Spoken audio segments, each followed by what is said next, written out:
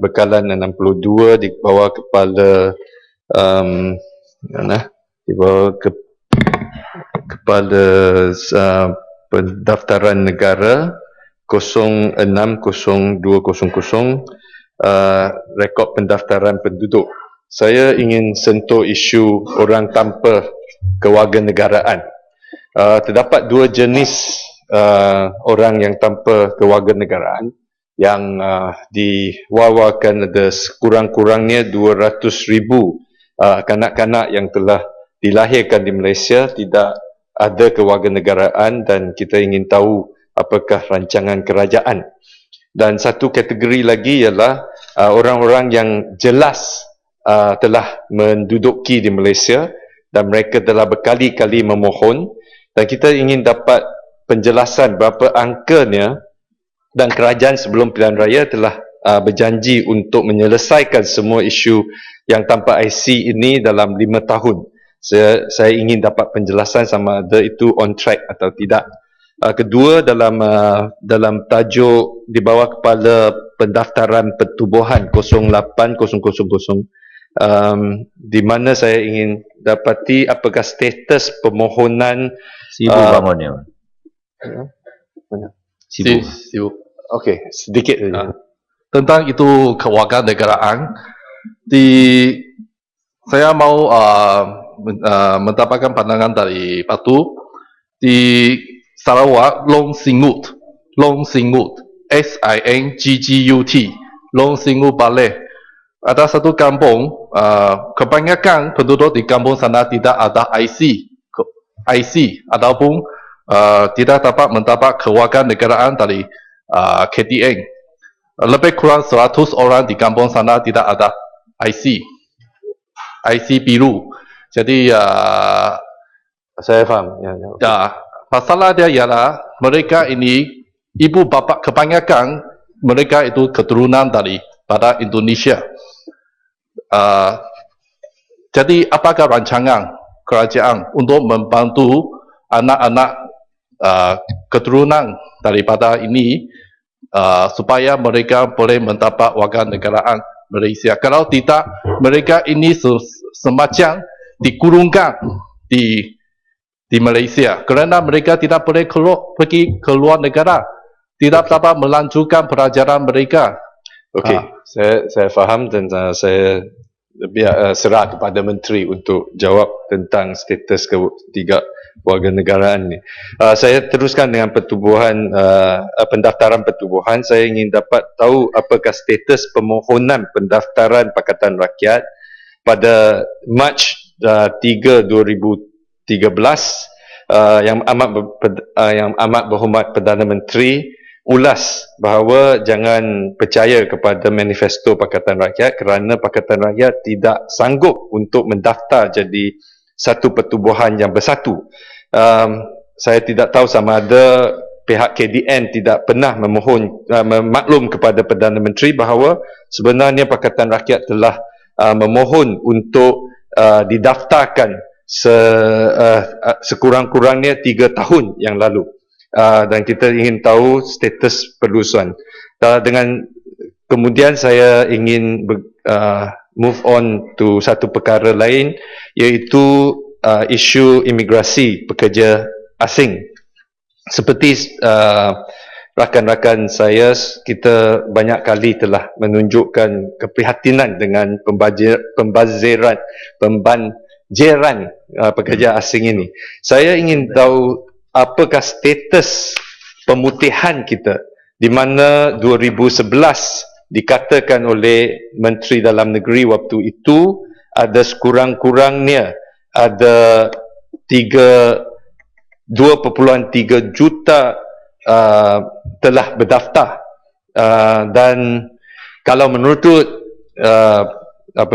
Yang Berhormat Sembrong waktu itu Menteri Dalam Negeri telah menyebutkan bahawa di kalangan 400,000 rakyat yang datang dari pekerja asing yang datang dari Bangladesh, ada 300,000 adalah parti. So saya ingin dapat tahu apakah penjelasannya. Ya, dan saya dimaklum oleh rakan saya dari Subang apakah status siasatan terhadap isu human trafficking, perdagangan manusia yang telah kita bawa dalam telah difalkan oleh Subang daripada penduduk-penduduk dari Aka.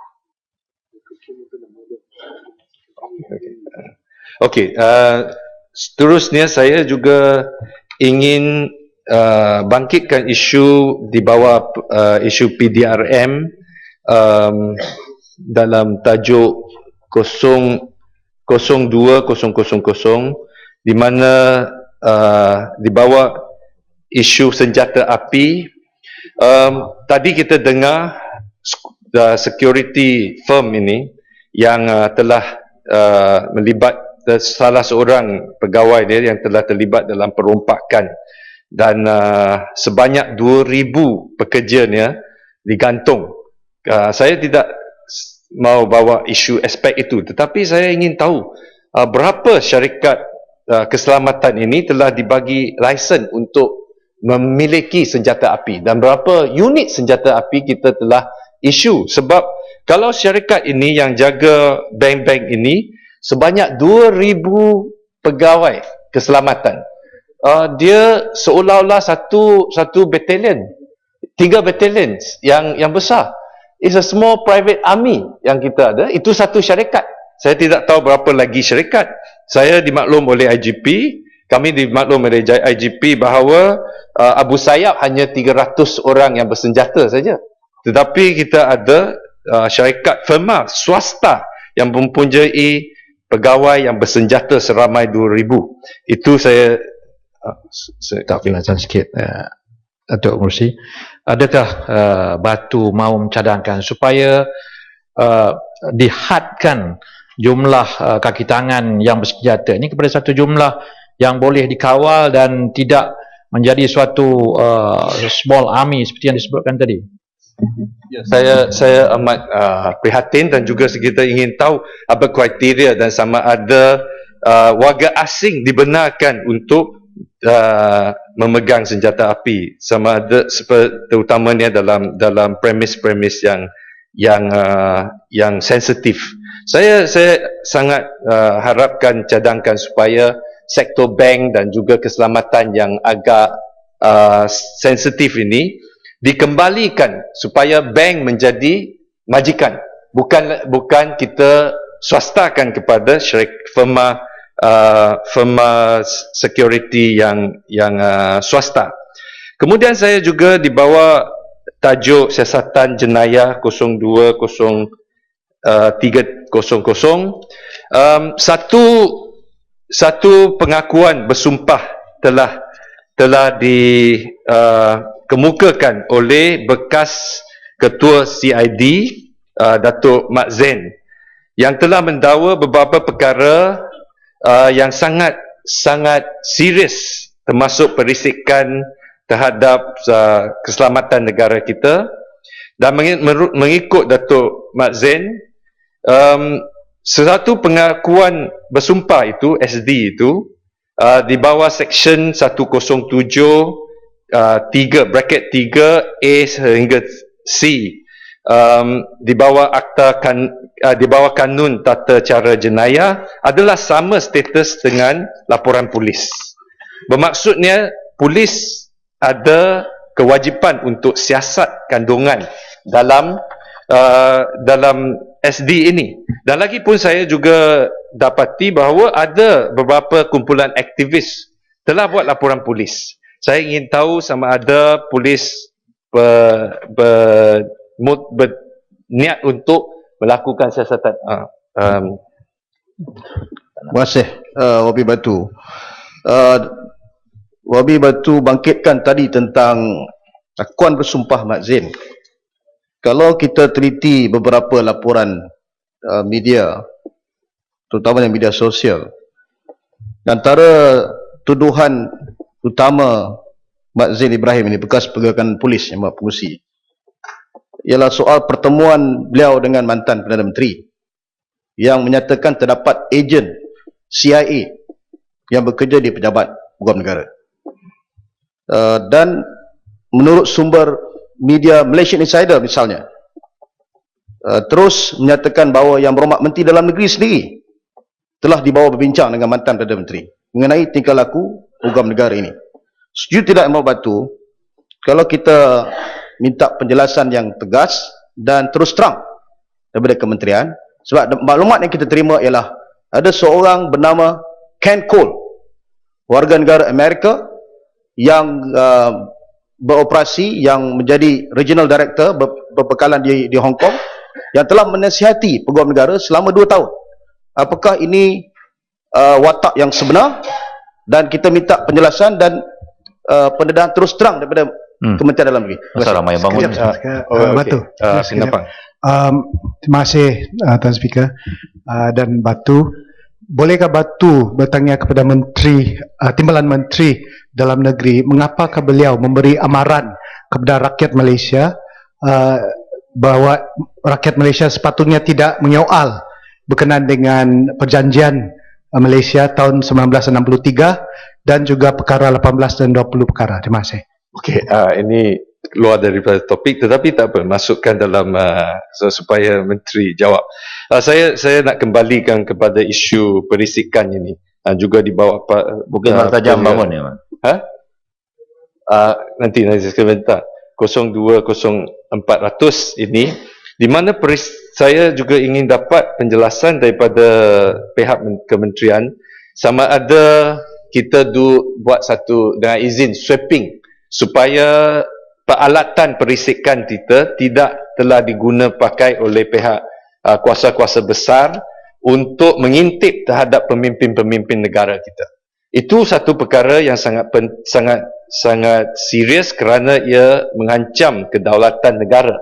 Dan saya juga ada beberapa perbincangan peribadi dengan menteri sendiri, dan saya yakin menteri sendiri juga setuju bahawa perisikan dan juga kehadiran, kewujudan penasihat dari negara asing ini adalah satu perkara yang mempunyai implikasi besar terhadap kedaulatan dan keselamatan negara.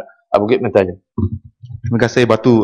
Terima kasih Tuan Pengerusi. Setujukah Batu tentang risikan keselamatan ini? Setujukah bahawa sudah ada banyak laporan negatif terhadap cawangan KAS, dan saya rasa ini bukan salah cawangan KAS semata-mata, tetapi kerana salah guna kuasa kerajaan menggunakan cawangan KAS SB ini. Jadi setujukah Batu jika saya kata kerajaan patut segera untuk laksanakan saranan oleh laporan Suruhanjaya Tun Zaidin, iaitu meletakkan SB ini, mewajibkan SB ini membentangkan laporan tahunan bukan saja kepada Perdana Menteri seorang tetapi kepada Parlimen, dan juga meminda Akta Polis supaya tugas, bidang kuasa serta tanggungjawab SB menjadi jelas dan bukan hanya menjawab kepada seorang sahaja iaitu Perdana Menteri. Ya, Itu saya serah. Saya nak gulung.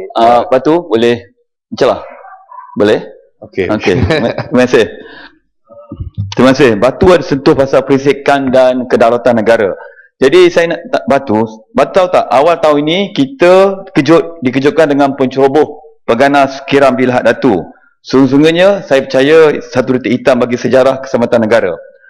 Tapi Batu, kita tahu tali barut dalam sekarang ni kita dapat hasil siasatan menunjukkan ada tali barut dalam PDRM dan individu berkenaan sudah pun dihukum. Tetapi apa yang menjadi persoalan ialah ada dakwaan menunjukkan ada pemimpin-pemimpin politik tertentu terlibat dalam pencerobohan ini. Jadi Batu, kalau benarlah kedakwaan ini, oleh itu saya ingin jadi Batu, setuju tak saya kata saya amat kalau setuju. ada ahli politik yang terbabit, perlu tak kita dedahkan mereka terbabit dan tidakkan diambil Batu? Saya faham. Kita telah dengar isu ada penglibatan ahli-ahli politik.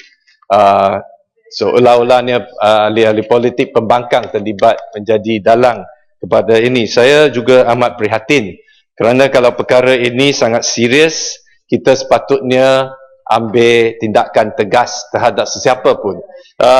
Itulah sebab dijanjikan oleh Menteri Dalam Negeri yang lalu satu white paper harus dikemukakan. Tapi sehingga sekarang kenapa melenggarkan pengujukan Suruhanjaya dan siasatan itu nampaknya seolah-olah KDN ini tidak ambil serius. Saya bukan kata mereka, hanya seolah-olah tidak ambil serius bila keselamatan negara kita terancam.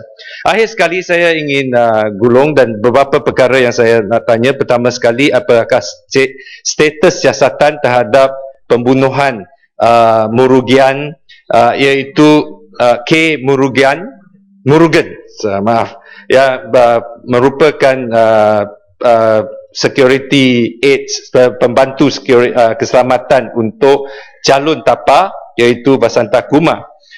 Dan kemudian juga saya ingin tahu apakah terjadi dengan 2 orang UTK yang terlibat dan dituduh terlibat dalam kes Atan Tuya. Mereka telah dibebaskan dan tanpa bersalah, dan mereka merupakan UTK.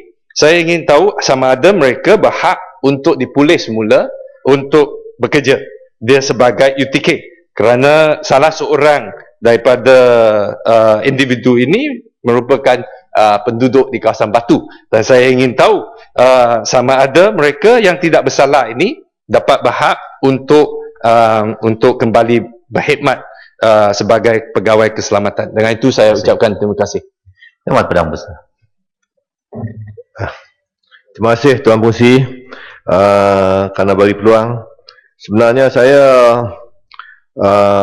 ingin sampaikan sedikitlah apa tentang pesanan daripada anggota rela. Jadi saya nak bahaskan tentang apa 01030 tentang rela, di mana peruntukannya telah diturunkan dari 201 juta kepada 108, hampir 90 juta lebih. Jadi katanya peranan rela dalam bidang kemasyarakatan amat memberi impak positif kepada kerajaan, terutama dalam usaha KDN menarik orang muda menyertai aktiviti sihat, dan seterusnya dapat membantu kerajaan memerangi gejala jenayah. Ini disebabkan rela merupakan orang tempatan dan banyak mengetahui selok belok sesuatu tempat. Mohon kerajaan menyediakan peruntukannya besar bagi menggerakkan program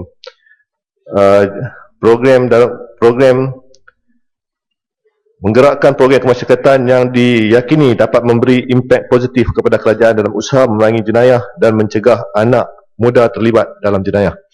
Jadi dalam membahaskan rela ni juga, kita minta KDN kalau boleh, kalau peruntukan ni dikurangkan, mana peruntukan ni kalau kita harap dapat tambah peruntukan, tetapi kuasa rela juga perlu ada. Kita lihat di sini bahawa rela ni, kebanyakan rela ni merungut bahawa mereka ini tidak mempunyai apa-apa bidang kuasa, tetapi kerja mereka, usaha mereka dan komitmen mereka terhadap untuk mereka membenteras jenayah dan melakukan kerja-kerja dari segi menjaga keselamatan negara cukup penting. Dan rela ini juga dilihat peranan mereka dari segi latihan dan sebagainya juga